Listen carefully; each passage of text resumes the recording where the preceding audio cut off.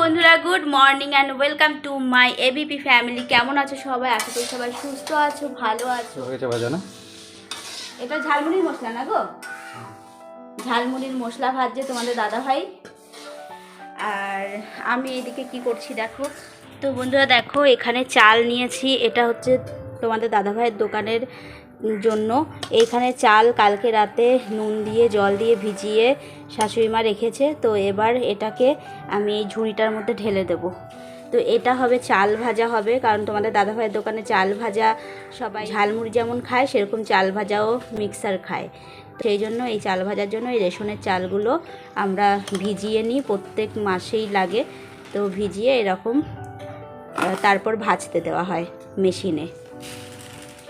এক হাতে কি পারা যায় বলো, এক হাতে মোবাইল নিয়ে এক হাতে চাল ঢালা যায়, সেই জন্য আমি আর পারলাম না। তো চলো আমি আগে দু হাতে চালটা ঢেলে নিই।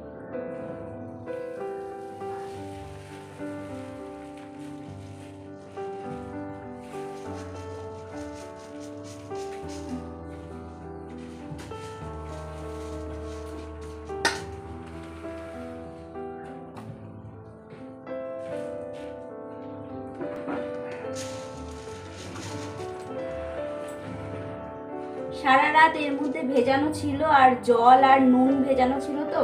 তো নিচের গুলো মধ্যে জল রয়ে গেছে, ওই জন্য এই ঝুড়িটার মধ্যে রাখলাম, জলটা ঝরে যাবে। তারপর রোদে দিতে হবে। তো চলো কিছুক্ষণ এটা এখানেই থাক, জলটা ঝরে যাক নিচে, তারপর রোদে দেব শুকানোর জন্য। এই হাতাটা একটা দিয়ে দিই।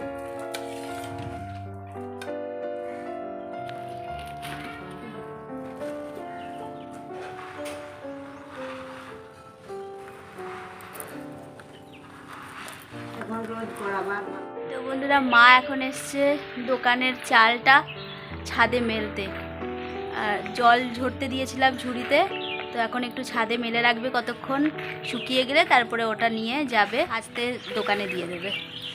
তো চাল ভাজা খেতে দোকানে অনেকেই পছন্দ করে, তো সেই জন্য চাল ভাজাটা রেশনের যেই চালটা আসে মাসে, সেই চালটা কিছুটা নিয়ে এরকম করে, মানে আমি জানতাম না, মাই করে নুন দিয়ে জল দিয়ে ভিজিয়ে রাখে আগের দিন রাতে, পরের দিন এরকম ছাদে মেলে দেয়।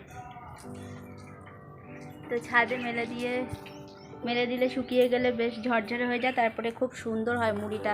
চাল ভাজা বলে শক্ত কিন্তু হয় না, বেশ নরমই হয় মুড়িটা। তো ওটা তারপরে দোকানে বিক্রি হয়। আর ওইখানে তোমাদের দাদাভাই দেখো আম তেল করে রেখেছে। আম তেলটা ওটাও দোকানের জন্যই কাজে লাগে। শুনতে ঝালমুড়ির দোকানই লাগে, কিন্তু ওর মধ্যে অনেক খাটনি আছে। তো অনেক কিছুই করে, যেমন ধরো তেঁতুলের আচার বাড়িতে বানাতে হয় ঝালমুড়িতে দেওয়ার জন্য, তারপরে আম তেলটা বাড়িতে করতে হয়, তারপরে এরকম চাল ভাজা, বাদাম ভাজতে হয় কাঁচা এনে। মানে এগুলো দেখো, এগুলো সবই রেডিমেড পাওয়াই যায়, দোকান থেকে আনাই যায়, কিন্তু নিজেরা করলে একটু টাকাটা একটু কম লাগে, একটু কম খরচে হয়, কমের মধ্যে হয়ে যায়। কিনতে গেলে তো অনেকটা বেশি লাগবে না, সেই কারণে। তো এভাবেই চলছে সংসার কোনো রকম করে। তো তোমাদের ভালো লাগলে, আমাদের এই লাইফস্টাইল যদি তোমাদের ভালো লেগে থাকে, অবশ্যই তোমরা কমেন্ট করো, লাইক করো। আর আমার এবিপি ফ্যামিলিতে তোমরা যদি প্রথম এসে থাকো, নতুন এসে থাকো, অবশ্যই চ্যানেলটি সাবস্ক্রাইব করেছে।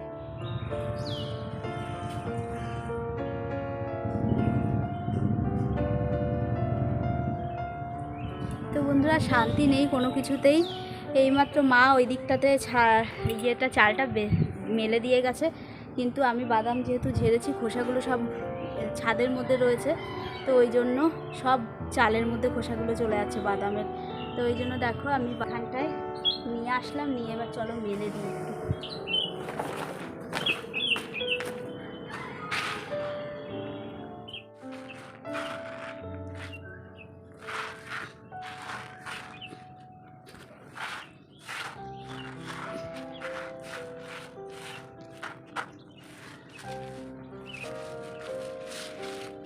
তো দেখো সুন্দর করে আমি চালটাকে ছড়িয়ে দিলাম, এবার এগুলো একটুখানি না দিলে, এইগুলো দিয়ে চাপা না দিলে, হাওয়ার এত জোরে জোরে হাওয়া দিচ্ছে যে এগুলো সব বস্তা সমেত চাল একদম উড়িয়ে নেবে। তো চলো এগুলো একটুখানি চাপা দিয়ে দিই।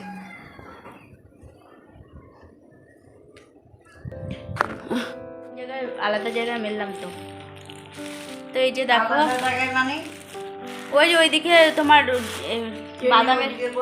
বাদামের খোসা যাচ্ছিল। কই গেলা তুমি? বাদামের খোসা যাচ্ছিল, ওই জন্য। এই বাদামগুলো এইমাত্র আমি ভরে দিলাম, হয়ে গেল আমার কাজ। তো চলো এবার কিছু জামা কাপড় কেচেছি, সেগুলো একটু ছাদে মেলে দিয়ে আসি। মা এখন সবজি কেটে দিচ্ছে আমাকে, এখানে পেঁপে কাটছে, আর এখানে আলু কেটেছে, আর এইখানে ভেন্ডি কেটেছে। তো আলু ভেন্ডি দিয়ে একটা সর্ষে দিয়ে তরকারি করব। আমি ভাত বসিয়ে দিয়েছি। আর এইদিকে সকালবেলা করেছিলাম চাল কুমড়োর তরকারি। এখানে আবার তোমাদের দাদাভাই দোকানের জন্য মটর সেদ্ধ করেছে, আর এইখানে আছে ছোলা আর আলু সেদ্ধ করেছে দোকানের জন্য। তো চলো, কাজ তো চলতেই থাকবে। আমাকে আবার চান করতে হবে তাড়াতাড়ি করে, তো চান করতে যাই আগে।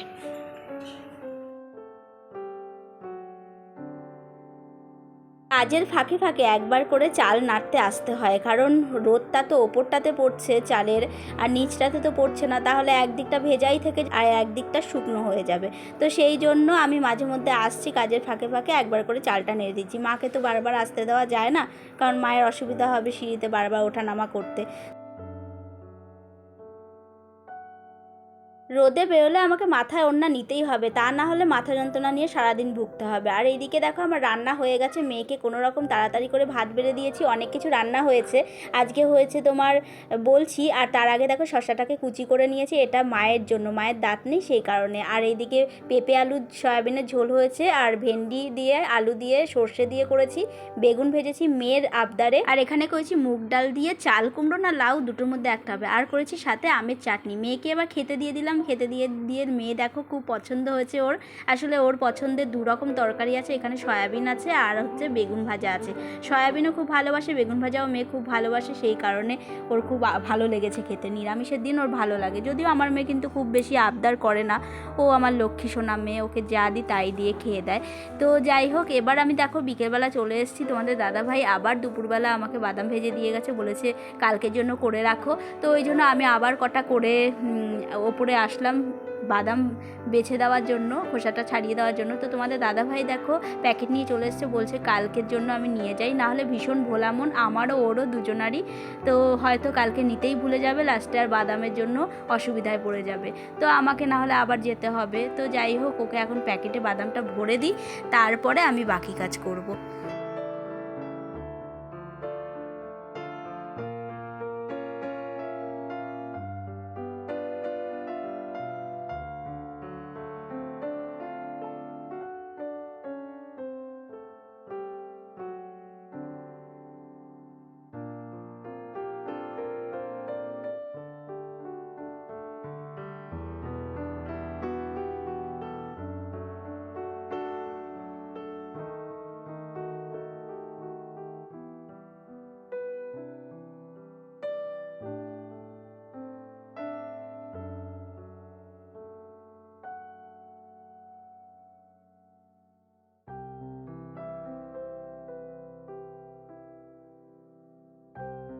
এদিকে মেয়ের বায়নায় সন্ধেবেলা করলাম রুটি দিয়ে চাউমিন। আসলে চাউমিন মাঝে মধ্যে আমার থাকে না, মাসে একবারই আমি চাউমিন আনি, কোনো কোনো মাসে আনি না। সত্যি কথা বলতে অত এলাই ব্যাপার থাকে না আমাদের। তো রুটি দিয়ে হঠাৎ করে একদিন মেয়ে বলছিল, মা রুটি দিয়ে চাউমিন করে দেখো, খুব সুন্দর হয়। আমি বললাম কীরকম? তো তোমাদের আগের ভিডিওতে আমি বলেছিলাম, ও একটা ভিডিও ছেড়েছিল আমাকে আমার হোয়াটসঅ্যাপে, ওর পাপার হোয়াটসঅ্যাপ থেকে আমার হোয়াটসঅ্যাপে পাঠিয়েছিল। তো দেখলাম যে হ্যাঁ, বা বেশ সুন্দর, রুটিগুলোকে এরকম কুচি কুচি করে ছুরি দিয়ে কেটে নিয়েছে। তারপরে চাউমিনে যা যা দেওয়া হয়, ক্যাপসিকাম, বিনস, গাজর, বাঁধাকপি, এগুলো সব কিছু দিয়ে, পেঁয়াজ, এগুলো সব কিছু দিয়ে আমি একটা বেশ সুন্দর ভাজা ভাজা করে, তারপরে তার মধ্যে সোয়া সস আর টমেটো সস দিয়ে বেশ সুন্দর করে একটা চাউমিনের রেসিপি হয়ে গেছে।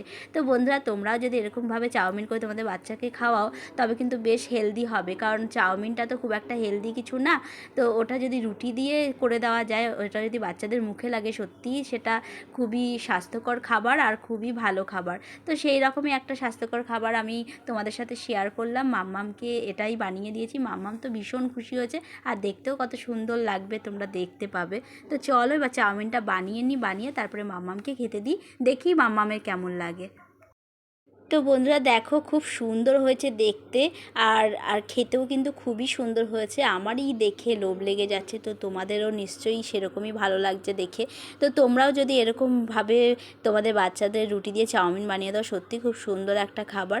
তো চলো বন্ধুরা এবার মাম্মামকে খাবারটা দিই। আর ক্যাপসিকাম যদি দেওয়া হয় কোনো সবজিতে, তার সাথে যদি একটু টমেটো সস কিংবা সোয়া সস পড়ে, এই দুটো জিনিস সত্যি ইয়াম্মি, মানে ফাস্টফুড খাবারকে একদম টেস্টি করে তোলে এই দুটো জিনিসই, আমার যেটা মনে হয়। তো দেখো মেয়ে আমার খাচ্ছে, মেয়ে খেয়ে বাহ বেশ ভালো লেগেছে ওর। তো ওরই আবদারে এটা বানিয়েছি। তো আর কি বলো, ওর এই ছোট ছোট চাওয়া পাওয়াগুলোই যেন দিতে পারি। তার তো বন্ধুরা দেখো মেয়ে এখন একটা বায়না করছে, ও স্কুল থেকে কি শিখে এসেছে যে জলের মধ্যে নুন গুলে ওটাকে আবার নুনটাকে নাকি আবার জল থেকে বের করতে পারবে। তো আমি বলছি আমি জানি, তো তবুও ও নিজে প্র্যাকটিক্যাল করে দেখতে চায়। তো বলছে মা কখনো আমি করিনি। তো চলো দেখি ও কীরকম কী করছে, তোমাদেরকেও দেখাতে চাইছে, একটু দেখে নাও। আর দেখো আমি এই যে শাড়ি পরেছি রিলস করার জন্য, সুতির ছাপা শাড়িই পরেছি। তো যাই হোক রিলস করেছি, তোমাদের দাদাভাইয়ের সাথে রিলস করেছি, আর সেটা ফেসবুকে ছেড়েছি, আমি প্রিয়াঙ্কা অধিকারী। তো তোমরা গিয়ে দেখতে পারো শর্ট ভিডিওগুলো। তো চলো মেয়ের ভিডিওটা আমরা দেখে নিই। নাও, এতগুলো নিয়েছিস?